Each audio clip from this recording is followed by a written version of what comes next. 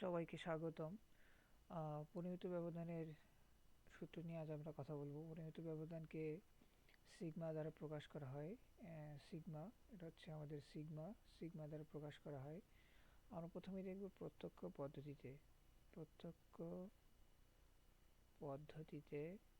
সূত্র কি কি রয়েছে। প্রত্যক্ষ পদ্ধতিতে 1 নম্বর সূত্র হচ্ছে sigma is equal to root of summation of x square divided by n minus summation of x divided by n all square।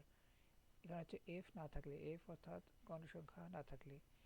একইভাবে sigma is equal to root over summation of f x square divided by n, এখানে অবশ্যই বড় হাতের n, এই বড় হাতের nটা হচ্ছে গণসংখ্যার যোগফল, minus summation of f x divided by N all square, এটা হচ্ছে এফ থাকলে অর্থাৎ গণসংখ্যা থাকলে।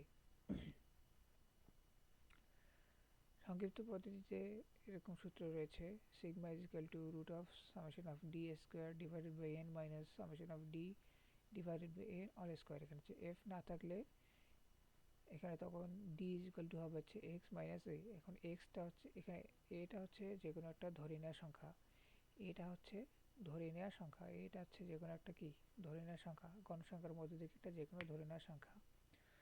আবার আমরা দেখতে পাই sigma is equal to root of summation of F D square divided by N minus summation of F D divided by N all square. এখানে হচ্ছে এফ না থাকলে ও শ্রেণীব্যাপ্তি সমান না হলে, শ্রেণীব্যাপ্তি যদি সমান না হয় এবং এফ যদি থাকে তাহলে এই সূত্রটা ব্যবহার করা যাবে।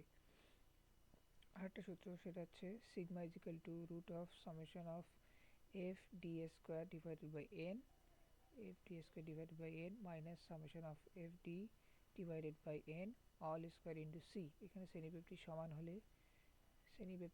সমান হলে এই সূত্রটা আমরা ব্যবহার করতে পারবো। এখানে D is equal to X minus A divided by C. তো এই হচ্ছে আজকের পর্ব, আমাদের সূত্রের পর্ব। দেখা হবে পরের ভিডিওতে। ধন্যবাদ।